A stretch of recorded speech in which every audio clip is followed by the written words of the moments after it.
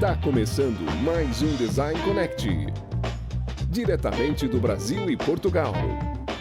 Com vocês, Rodrigo Lemes e Rafael Buriti, e convidados internacionais no Design Team. Olá, seja bem-vindo a mais um episódio de Design Connect. Aqui tem que ficar mais sério, né? Tem que ficar a postura de sério, né? Porque esse aqui Você é não meio pode jornal, gritar. né? É verdade. Jornal. Você quer aquela proposta meio jornalística, né? Isso aí. Ai, Você vai estar bonitinho. aqui vendo em volta aqui algumas coisas. Vai ser muito bonito, cara. Você já viu a prévia, né? Você já viu a prévia? Já te vi, mostrei. já Eu mostrei, vi, é verdade. vi. Não, tá assim. É o Ricardo Amorim, né? Um dos caras que Não, participa. nem vem, cara. Mas, antes da gente começar com o nosso convidado de hoje, porque a proposta do Design Connect é trazer brasileiros que estão trabalhando around the world. Para ajudar você que quer sair e também que não quer sair a entender como é que isso funciona, né? Tipo, quais são as coisas necessárias, o que passa na cabeça da galera, né? É pra ter justificativa pra sair ou justificativa pra não sair. É isso. Exato. Faça o seu juízo de valor aí. Mas antes da gente começar e chamar o nosso convidado de hoje, não se esqueça, assina o Design Team, botão vermelho, subscribe ou assinar. Tem um sininho para receber notificação. Entra no nosso Telegram, tá na descrição. Escuta os nossos podcasts, tá na descrição. Torne-se membro, faça doação. Precisamos do seu dinheiro. Doação. Tem um Szinho, um cifrão ali, você clica e fala assim, quero Exato. doar R$1.000. Não, R$1.000 não sei. Mas, cara, assim, se não puder também, não é. Mas Não. Compartilha, né? Comenta, porque... Compartilha no LinkedIn, marca aí o Buriti. Compartilha no Isso, Instagram, LinkedIn, marca aí o Twitter, Buriti. Facebook, então, qualquer lugar que você tenha designers ou candidatos a designers, ou sei lá o que for, quem tiver, e até quem não é designer também, não tem problema, acho que para quem está nesse mercado de digital, vale a pena ouvir a gente aqui, o que a gente está fazendo. Não, e a gente produz conteúdo pra caramba, né? Todo mundo que a gente conversa fala assim, gente, vocês produzem, hein? É louco, é tudo louco. Tudo louco. Então, com vocês, ó o Luca. Muito bom. Então, mais uma vez eu tenho que agradecer, né, o seu tempo, disposição e encaixe no fuso horário. Que esse é o maior desafio nosso, de convidar pessoas aqui para conseguir fazer esses encaixes de fuso entre nós três, principalmente. É porque o Rafael, em Portugal, está o quê? 6 horas para frente do Brasil? São 4 agora. 4, Você tá quantas horas? Ó? Que horas são aí agora? São Aqui 5. são 5h20. Então é 1 hora só que eu tô atrás de vocês. Então tá tranquilo agora. Não tá tão ruim assim. Se for lá para o West Coast, daí piora a coisa. Piora. A gente pegou umas pessoas de lá e foi mais difícil. Mas pra gente começar essa conversa, né, vai que tem alguém que não te conhece. A gente queria que você se apresentasse, contasse um pouquinho da sua história, como é que você chegou, onde chegou, pra gente começar aqui essa jornada de troca de ideias. Tá bom. O meu nome oficial é Alisson Luca. Aqui nos Estados Unidos eu fiquei conhecido como Al, porque Alisson aqui é nome feminino. Então, assim, quando eu soube que aqui podia mudar nome, que aqui é normal, né? A pessoa se chama Michael, mas no final dos contas todo mundo chama a pessoa de Mike. Ou, sei lá, Patrick, chamam de Pat. Então, assim, isso é normal aqui. Então, lá no comecinho, quando eu me mudei para cá, um cara que estava trabalhando comigo falou assim, não, você pode mudar, faz um apelido, e aqui é normal. E eu fiz isso, e desde então aqui eu fiquei conhecido como Al. E que ficou é bom. complicado de falar em português, né? Al, é estranho. Mas ficou bom, ficou um nome artístico bom. Ficou nome artístico, Não, mas você mudou oficialmente mesmo o nome? Não. Oficialmente, assim, documentação, meu nome é original ainda. Tá? Tanto é que eu ainda passo por esses eventos que, sei lá, vamos supor, um seguro liga, alguma coisa. Eu posso falar com a Mrs. Allison? Eu falo, não, sou eu. Aí tem aqueles 2 segundinhos mudos, assim, tipo, o cara é homem, então, peraí, desculpa. É um quebra-gelo, digamos assim, muito bom, funciona muito bem. Mas essa é a história. Bom, eu vim para cá Já que, né, o episódio é focado em exterior, eu vou tentar focar nessa última parte da minha vida, porque tem bastante coisa para trás também. Mas eu vim para cá em 2013.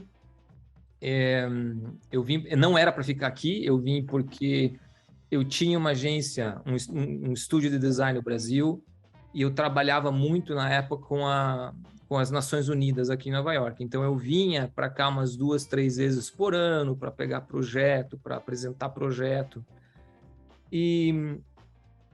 Então eu pegava projeto, eu voltava para o Brasil, eu tinha um estúdio pequeno no Brasil, nós éramos mas nós éramos em 8, 10 pessoas, dependendo dos trabalhos.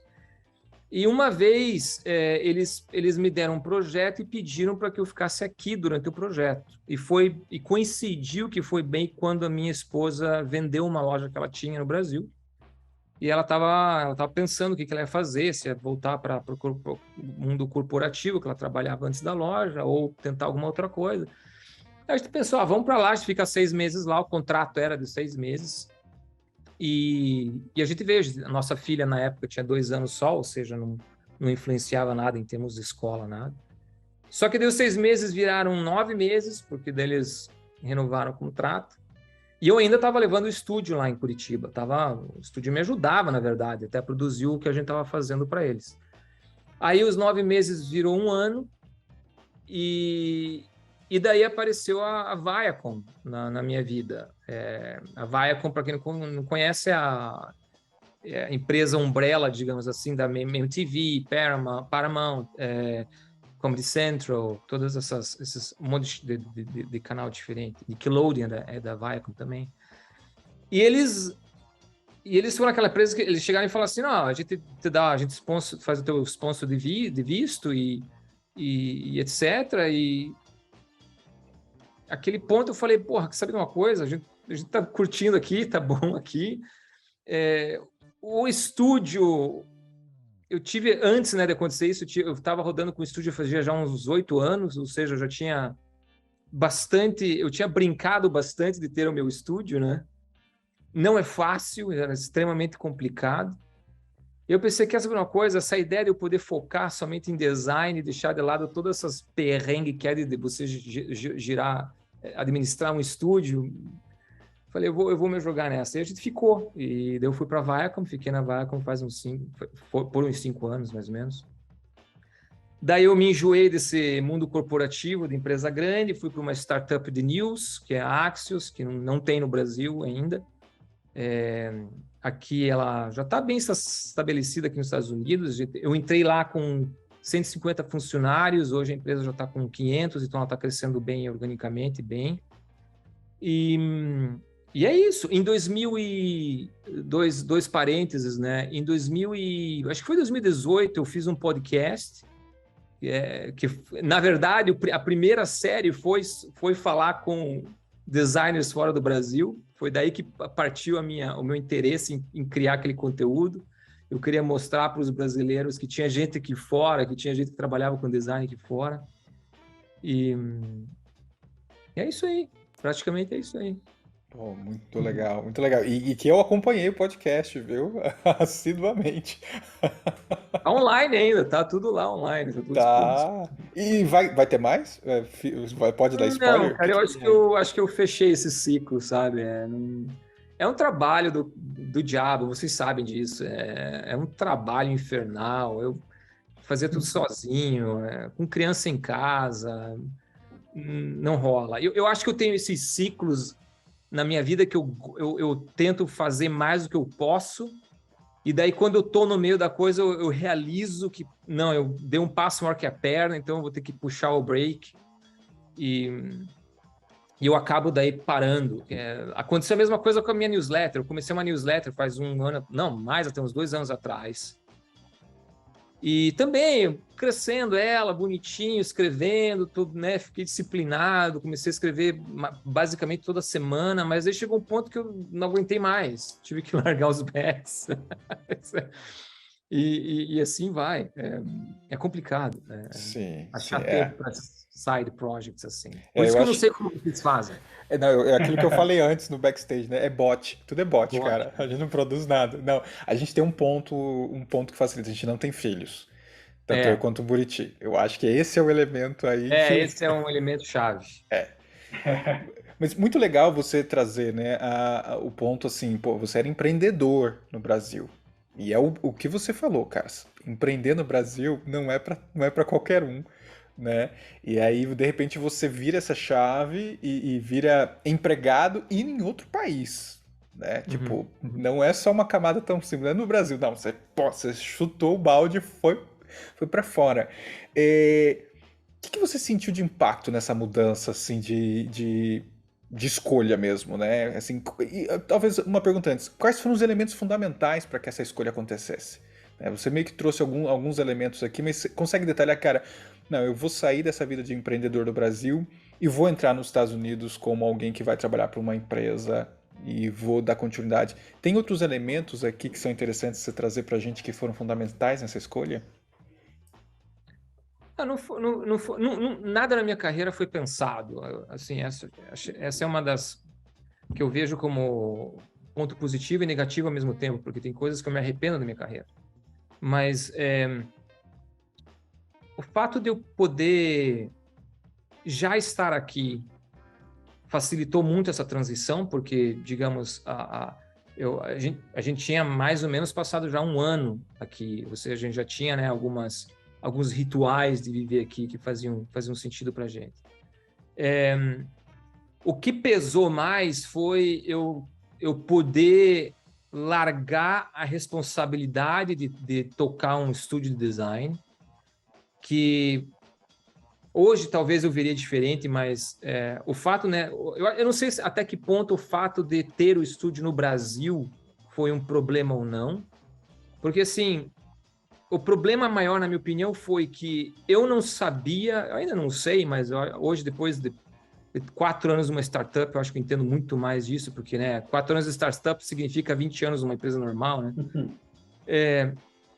Como é que funciona o sistema financeiro de tudo, sabe? Como é que você trabalha com dinheiro? E na época eu não tinha essa visão. Na época, a minha idealização de design era entregar um projeto maravilhoso e conseguir pegar o próximo. E no meio tempo, eu tinha que comprar a bolachinha para o café, né, o próprio café, eu tinha que ter certeza que tinha alguém que estava organizando o escritório e correndo atrás de projeto, e pagando salário, e pagando imposto, né, essas coisas assim. Então, quando eu tive essa visão na minha frente, pô, a gente vai ter que pagar X para você vir aqui e focar somente em design, para trabalhar com marcas, né, que são conhecidas no mundo inteiro, para mim foi literalmente um baque, né? Eu falei, e ainda mais dar o visto sem problema nenhum, porque isso é ainda um outro problema, porque trabalhar aqui para conseguir visto é complicado. Foi meio que a gente fala aqui, um no-brainer, né? Não pensei muito. Eu falei, é isso aí mesmo, vamos jogar nessa. Eu somei esse cansaço de gerir um estúdio com a comodidade de saber que todo mês vai cair um dinheirinho na minha conta, que eu vou poder focar em design, que eu não preciso mais preocupar com o escritório. E aconteceu. Não teve muita piração, não, em cima da decisão. Então, sua experiência da faculdade para o trabalho já foi direto abrir o negócio, abrir o estúdio. Não. Eu sou muito mais velho do que você pensa. Não, eu comecei, da faculdade, na faculdade, na verdade, eu fui trabalhar na Trombini, que era uma empresa de embalagens em Curitiba. Lá. Tem outros lugares no Brasil, mas a sede é em Curitiba. E eu fui literalmente desenhar pôster para colocar dentro da fábrica de segurança do trabalho, e embalagem de carvão, de leite, de erva mate, um monte de embalagem de erva mate, de açúcar, essas coisas assim. E pasmem, mas eu fazia aquilo no nanquim ainda, não tinha nem computador. Aqui a gente começa a entrar na categoria de revelar as idades, né? Exatamente. Não, juro. A famosa comunicação visual aí. Daí o computador chegou lá, tipo, sei lá, um ano depois, eu lembro muito bem, como se fosse hoje, chegaram 2 computadores assim, e tinha instalado o CorelDRAW 2. E não tinha cor. 1982, aqueles. Não, isso foi lá por 1996 ou 97, alguma coisa assim. E não tinha cor o CorelDRAW, então assim, você usava praticamente para escrever texto, né? Mas eu não quero entrar nessas coisas de nostalgia, porque para os mais novos isso é chato, né? Não, eu perguntei mais para entender assim, que você já tinha passado pela experiência de trabalhar corporativamente, né, ter seu salário no final do mês, resolveu empreender muito talvez no sonho de fazer o meu design, né, sem nenhuma restrição e tudo mais, e você acabou encarando o problema que todo design encara, que é não saber lidar com o negócio ou não entender o nível de dificuldade ou de quanto que ele ia deixar de tocar em design com relação a isso, né? E aí você falou assim, puta, vou voltar para essa origem, né? Foi mais ou menos isso, assim, né? Foi uma visão romântica, né, do mercado de design, de estúdio de design, digamos assim. E que não me entendam errado, por todos esses 8 anos que eu tive o estúdio, foi tudo muito bem, eu não posso reclamar de nada. Eu ganhei dinheiro, paguei minhas contas, viajei para tudo que é lugar, fazendo projeto. Era muito... A Lukaku, né, era o nome do estúdio, era... como é que eu posso dizer, sem parecer snob, o fato que a gente trabalhava muito com as Nações Unidas era muito pomposo, sabe? Então, assim, quando eu falava, era Dava um status, né? Exatamente, era até fácil eu conseguir projeto, porque quando eu falava, não, eu trabalho com a ONU, pô, as portas abertas, sabe? Foi muita sorte, foi uma conjunção de sorte com proatividade, porque eu não acho que tudo na tua vida não cai no colo, você tem que correr atrás. Mas eu não tinha noção nenhuma de dinheiro, não tinha noção nenhuma, de novo, de trabalhar com investimento, com como é que você faz isso, né? O cash flow, como é que você faz isso voltar para você, investir, crescer. Até isso era uma coisa que eu tinha meio que uma espécie de asco, digamos assim, em termos, o crescer para mim significava perder a alma do estúdio, né? Então eu mantinha o estúdio sempre nessa base, 7, 8, 9, 10 pessoas, e a gente nunca ia além disso, né? Mas isso, no mesmo tempo que parecia ser bonitinho de fora, né? Me travava, não fazia eu crescer, o estúdio ficava sempre sendo aquilo que era. É interessante porque do jeito que você fala,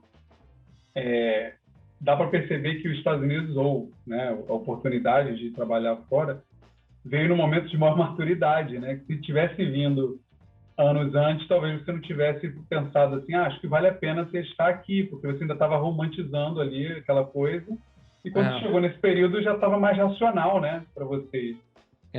Para falar bem a verdade para vocês, eu até comentei isso num fórum hoje que eu participo, e isso eu falo honestamente, sem medo nenhum. A conversa lá era o que você poderia dar de conselho para você, júnior. Né? Boa pergunta essa, né? E eu, literalmente, cara, para mim, hoje, né? Mas é que eu falo isso hoje porque já estou velho, já estou ficando cansado, mas eu entraria numa Big Tech, trabalharia lá por 6, 7 anos, colocaria no bolso aquela boa quantidade de stocks como é que o salário, etc., o dinheiro, né, que você paga, e daí eu ia viver o design romântico, daí eu ia provavelmente abrir uma agência de design, talvez mais focada em graphic design, né, e menos em product design, coisa do tipo assim. Mas tem a ver isso que você falou, Rafael, tem bem a ver. Inclusive, a dica seria, cara, entra no Facebook que está começando, ou no Google que está começando, né? Eles vão precisar de designers. Melhor ainda. Troca por ações depois. Tem várias histórias, né, de designers que tiveram a sorte de estar no lugar certo, no momento certo, entrar em empresas como o Facebook ou o Instagram e depois de alguns anos serem de lá milionários. E é interessante você falar e contar a sua história, porque mais ou menos ali em 97 também, de 97 a 2000 e pouquinho, bem pouquinho, eu também montei um estúdio de design no interior do Paraná, menor ainda, você estava em Curitiba, eu estava em Maringá. E aí um amigo falou assim, cara, o seu erro é que você não montou esse estúdio nos Estados Unidos na mesma época, né? Porque você estava no interior, cara, cidade pequena, a visibilidade, os projetos, você pode até pegar, mas não é a mesma vibe, não é a mesma coisa. Eu Então, pensei também, eu pensei, pô, eu deveria abrir em São Paulo, pelo menos, né? Ir para São Paulo, ter uma unidade em São Paulo. Mas, de novo, o fato de eu estar sozinho, de eu nunca ter pensado em colocar um parceiro comigo para poder discutir as ideias, né? Essas coisas também foi muito falho da minha parte, né? Eu pensava que eu conseguia resolver tudo sozinho e é extremamente complicado se você não tem uma outra visão, alguém te ajudando a definir, né? Estradas para seguir, estradas para não seguir. E você encontrou o que você estava procurando quando você aceitou essa oportunidade nos Estados Unidos, Nova York?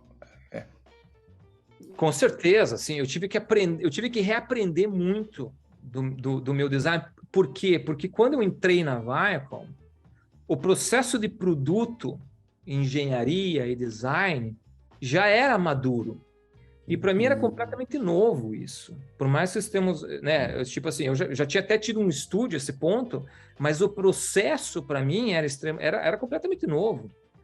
Para você ter ideia, em 2013, quando eu entrei lá, quando colocaram no meu calendário lá, o one-on-one com o meu chefe, eu falei, que porra é essa one-on-one? Eu não sabia o que era isso. Para mim não existia o one-on-one. Por quê? Porque eu vivia nesse ambiente que nós tínhamos um estúdio pequeno e a gente conversava toda hora, né? Não tinha formalidade nenhuma. Então eu tive que aprender todo esse processo. E foi uma experiência super, como é que eu posso dizer, interessante para mim, porque por vários motivos até menores, se você quiser, mas o fato da Viacom estar no meio da Times Square, literalmente, para mim era uma joia. Para todo mundo que trabalhava lá, que trabalha lá, é um pesadelo. Todo mundo odeia isso. Essa Times Square só tem turista, não sei o quê, não posso sair para tomar um café.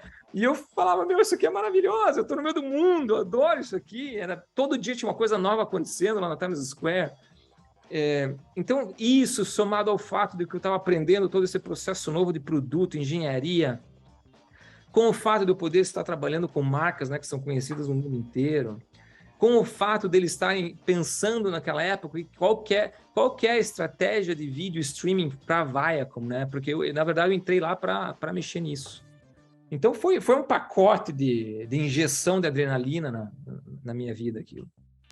E que depois que te cansou, né? Isso que eu achei interessante que você falou, né? Chegou uma hora que deu uma esgotada desse grande universo corporativo, né? Vocês também devem saber bem, né? O universo corporativo vem com politicagem, com tempos enormes de desenvolvimento. E eu acho que isso talvez até seja um defeito pessoal meu. É difícil focar muito tempo numa mesma coisa, assim. Eu gosto de pensar em outras coisas, em outros projetos. Acho que isso também é um reflexo desses projetos que eu tive, o podcast, a newsletter. Eu estou sempre tentando fazer alguma coisa diferente. Mas é isso que você falou. Chegou um tempo, deu para a cabeça. E existem também conjunturas, né, do que está acontecendo na empresa. Ou seja, a gente, a esse ponto, né, ou seja, 4 anos e meio depois, a plataforma de vídeo streaming estava praticamente pronta. A gente já tinha lançado em alguns países fora dos Estados Unidos. Aí começou conversas de junção com a CBS, aqui americana, que na verdade a Viacom e a CBS já eram a mesma empresa anos atrás. Eles se separaram, eles estavam pensando em se organizar de novo, em se juntar de novo. Então, assim, isso começa a afetar o produto, isso começa a afetar o roadmap, né? Então, você começa a ficar cansado dessas coisas. E daí, repetição, né? Quando uma oportunidade que te dá aquela injeção de adrenalina de novo, né? Aparece na tua frente, aconteceu. Pulei fora. E como é que tá hoje para você, atuando agora numa startup? E você chegou no estágio agora de você está como diretor, não é isso? VP, ou seja, o que você começou a fugir quando você foi para os Estados Unidos, volta agora um pouco, né? Que é olhar um pouco mais negócio. Volta um pouco, Mas aí que eu acho que está a grande diferença, né? Hoje eu tenho suporte de pessoas que são extremamente inteligentes no que elas fazem. Isso é o que é o HE, né? O RH, é a pessoa de Ops, é o pessoal de marketing, é o pessoal do financeiro. Então, assim, eu não tenho que descobrir as coisas sozinho, né? A diferença é que eu vou falar com essas pessoas e elas me ajudam a decifrar, né, as entrelinhas, tudo, para fazer com que eu tenha decisões bem feitas. Então, quando você está trabalhando em budget de time, do time, né, em budget para contratar, budget para, sei lá, desde software até learning e development, né, essas coisas assim. Então, assim, eles são meus parceiros, coisas que eu não tinha antigamente. Mas sim, é verdade, muito do fato de você não desenhar mais, né, fazendo mais design, voltou na minha vida. Só que daí tem um outro fato, que é, de novo, a maturidade, né? Eu acho que eu cheguei num ponto da minha carreira que eu realizei que não adianta mais eu querer fazer design como eu fazia antigamente, que eu tenho que fomentar, né, os novos, os jovens, e fazer com que eu possa passar alguma coisa para eles. Eu não tenho problema nenhum em, de vez em quando, pular e fazer design, eu adoro fazer isso, é o que eu sempre fiz na minha vida. Então, assim, mas eu não faço mais como eu fazia antigamente, longe disso. Meu tempo não vai mais em tela, digamos assim, né? Sim. E qual foi o seu... Você encara, porque assim, aparentemente, pelo como você me conversa com a gente, o idioma não é uma barreira, não foi uma barreira. Ou foi? E quais outros desafios, né? Quais outras dificuldades que você teve nesse período? Porque não só a coisa de sair de um estúdio para ir trabalhar corporativamente, mas lidar, assim, você talvez já lidasse com as pessoas da ONU ali e tivesse uma relação, tipo, eu já sei como é que o americano, como é que eu negocio e tudo mais, mas quais foram os outros ingredientes que dificultaram, né? Porque tem sempre uma dificuldadezinha ali, né? Tem. Não, o idioma sempre foi problema e ainda é problema. O inglês, eu costumo dizer que o inglês é uma língua lazarenta, porque ao mesmo tempo que gramaticalmente ela não é difícil de entender, de você aprender, ela é uma língua difícil de falar, porque os sons, né, são bem diferentes daquilo que você lê. Eles comem muitas palavras, muitas letras, né, muito fim de sentenças e coisas assim. Então, é extremamente, eu diria até que é quase impossível você aprender inglês fluente, nativo fluente, depois de uma certa idade. Não tem como. Você vai ter sempre o acento, você vai sempre falar alguma coisa errada. Ainda mais agora, né? Minhas duas filhas praticamente elas foram, como é que é? Alfabetizadas em inglês. Então, assim, elas ficam corrigindo a gente toda hora. Assim, elas já pegam e já corrigem. Mas... no começo, eu acho que eu era muito inocente e assim, eu falava o que eu conseguia falar, não é que eu não falava inglês, eu falava inglês, mas se eu ver comparado com o inglês que a gente fala hoje, né, eu ia dar risada, né, de me ver em reuniões assim com pessoas falando inglês do jeito que eu falava inglês. Mas eu não diria que a língua é a maior dificuldade. Você tem que saber o básico, obviamente. Isso é pré-requisito. Eu acho que a maior dificuldade, principalmente se você está pensando em fazer algo desse tipo com filhos, é a tua rede de apoio. Isso que é o complicado de você mudar para outro país. Você não tem mais vó, vô, tio, tia, primo, prima, não tem mais nem sei lá, aquela babysitter que talvez você usa de vez em quando para ajudar a fazer alguma coisa. Não tem mais nada. É você e você, né? Você, tua esposa, e só, e acabou. E a gente tende a esquecer o impacto, né, que isso tem na vida fora do Brasil. Porque daí você tem que somar o problema da língua. Você tem que somar o problema de que as coisas funcionam de forma diferentes. As pessoas não se comunicam do mesmo jeito. Então, assim, por mais que você fale inglês fluente, na hora que você vai tratar algum perrengue no mercado, ou você tem que brigar no telefone com customer service de alguma coisa que você tem, você não consegue, porque não vem, é difícil. Eu costumo dizer que você domina a língua quando você consegue brigar naquela língua. Daí quer dizer que você domina a língua perfeitamente. Porque senão não é difícil você fazer isso. Então eu acho que as dificuldades que aparecem para você no trabalho são mínimas comparadas com as dificuldades que vão aparecer para você no dia a dia, culturalmente, se adaptar, né, ao estilo de vida e coisas do tipo assim. E quanto mais velho, pior, né? Como você acabou de falar Quanto da mais velho, língua. pior, claro. Para o resto também, né? Eu me mudei recente para cá, né? E eu falei para o Rodrigo que eu já tinha clareza de que é mudar do zero, começar do zero a vida. Mas quando você entra no mercado e você não encontra uma bolacha ou um biscoito piraquê, você fala assim, eu aqui realmente... aqui tem. Eu não sei mais nada, eu não sei o que eu estou fazendo, eu não sei nem para quem perguntar se eu deveria comprar isso ou não. Tem um biscoito piraquê aqui. Tipo, é nesse nível, né? Tipo, você não tem noção enquanto você não se depara de fato. E acho que a maioria das pessoas se frustra por causa disso, né? Que você está falando, porque, mas meu pão de queijo. Não vai ter, né, mano? Não é do mesmo jeito. Não vai encontrar do mesmo jeito, né? As pessoas não pegam ônibus do mesmo jeito, as pessoas não fazem serviço do mesmo jeito. As pessoas não brigam do mesmo jeito, né? Não brigam. Provavelmente não, Não, é tudo diferente, tudo muda. E o que fez ficar? Boa.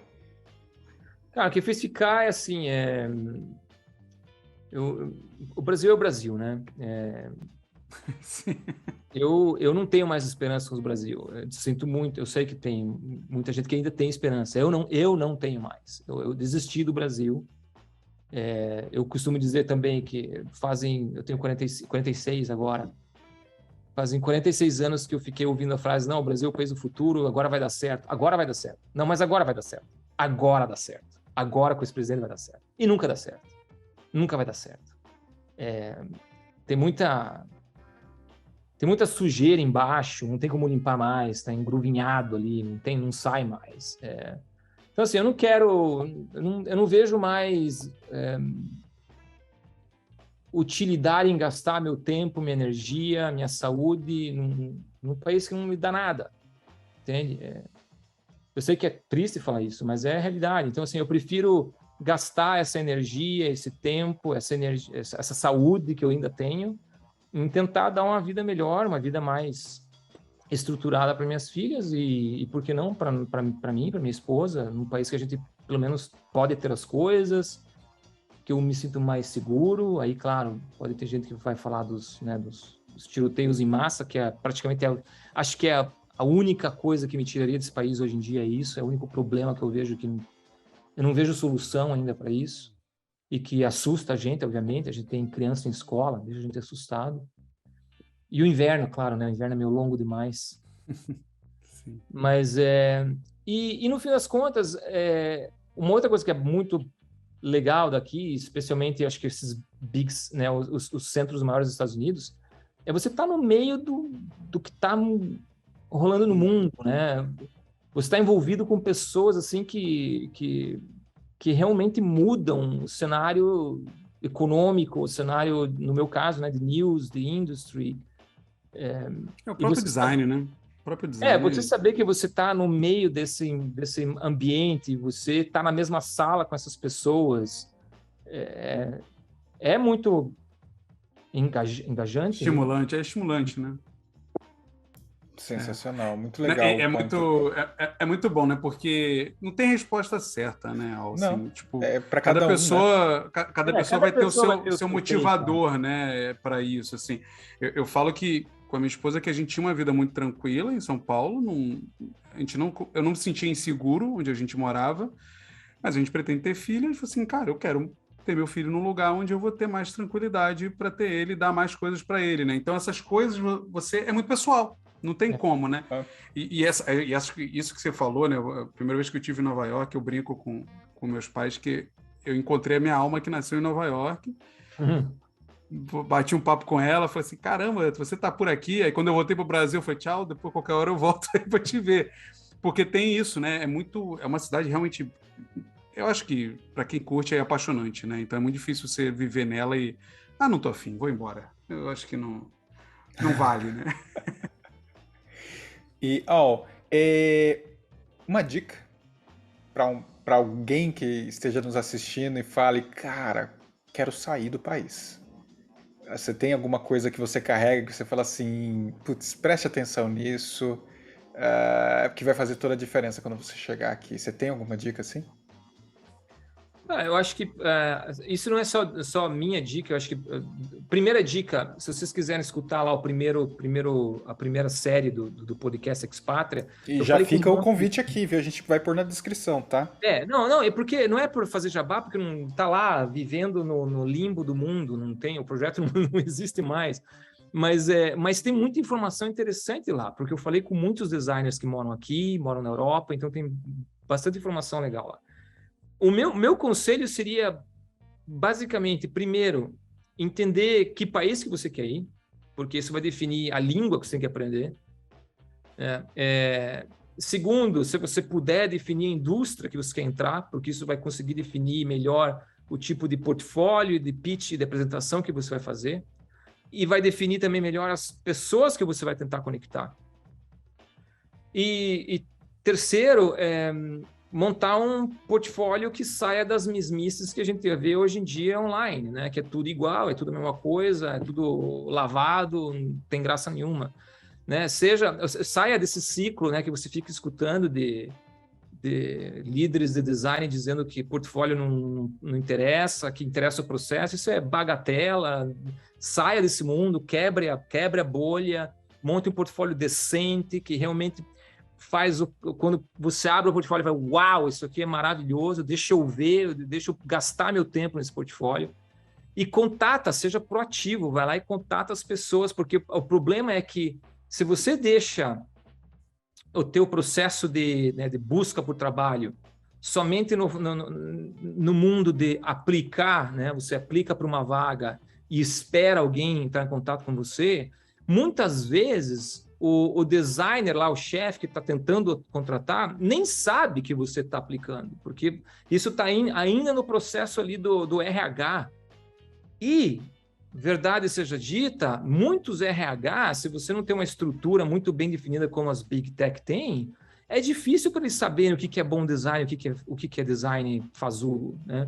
Então, assim, contata o cara, vai no LinkedIn, tenta achar um jeito de contatar no Twitter, põe o portfólio na frente do cara e seja bem claro em questão de visto, né? Eu já vi pessoas dizendo que não tem problema de visto nenhum, mas depois você fala, tá, como é que é a situação? Ah, não, eu preciso de visto. Então, assim, isso acho que é importante também. Muito bom, cara, sensacional. Muito obrigado pelo teu tempo para a gente trocar essa ideia e a gente vai ficar aberto aqui até, se você permite, para a gente chamar mais vezes, pode ser? Sim, claro. Quando você quiser. Pô, muito bom, ó. Poxa, foi muito bom, cara. Sensacional. Obrigado, gente. Obrigado. Obrigado eu. Muito bom, conversa muito boa. Fazia tempo que eu queria trocar uma ideia com o Luca, eu nunca conversei com ele. Foi legal que você convidou, que agora, gente, pra vocês saberem, quem tá convidando as pessoas é o Buriti. O Buriti que convidou toda essa galera. Como todo, um Excel com uma lista gigante de coisas para chamar. Pode ser que o seu nome esteja na minha lista, hein? E se não estiver, você que está assistindo e tem alguém que você queira indicar para participar do Design Connect que esteja trabalhando fora, manda o nome pra gente, comenta, ou chama a gente no Telegram, link do Telegram aqui embaixo. Até perguntas, pode mandar perguntas, porque assim, nosso papo, ele é solto, como vocês conseguiram ver, né? Tipo assim, não tem perguntas repetidas entre os Design Connect, mas se você tiver alguma dúvida específica, a gente pode olhar e ver com as pessoas que a gente vai chamar e fazer uma pergunta ali conectada a isso, não tem grilo. Porém, a gente quer manter essa pegada meio inusitada ou nova em cada programa, né? Porque hoje teve mais um programa que a gente foi caminhando por outros, né? Completamente diferente, né, cara? Tipo, porra, com a Ellen foi sobre inovação, né? Liderança. Com liderança, cara. Com o De Paula foi sobre, né, a empresa que ele tá. O remoto e não sei o quê, né? É verdade. O Bonfa foi outra coisa, né? A gente falou com uma galera aqui muito legal, né? Muitos assuntos, muito. A gente falou de liderança, a gente falou de criatividade, falamos do mercado de agência, falamos de tanta coisa, de criatividade. Só que tudo vai caminhando e mostrando a vivência de cada um dentro desse mundo. E a gente já passou aqui não por todos os continentes, porque está faltando alguém da Austrália aqui, a gente precisa Nova ir lá, Zelândia, o Ásia, Japãozinho, Ásia, Japão, a Coreia, Índia. Um design na Coreia deve ser incrível. Mas, Pô, eu tenho um amigo na Nova Zelândia, eu tenho conhecido na Nova Zelândia. Tá aí, ó. Aí, ó. Fechou. Mas brasileiro, gente. É o Rico, brasileiro. Rico. Se você assiste, que fica até o... Rico, se você assiste, me manda mensagem, vamos conversar. Se a gente não chamar antes, né? Mas assim, eu gostei muito porque a gente falou um pouquinho de empreendedorismo, falou um pouquinho sobre design em si, né? A essência do design. E ele trouxe pontos muito legais sobre a língua, né? O idioma. A gente tem falado muito tempo aqui sobre isso.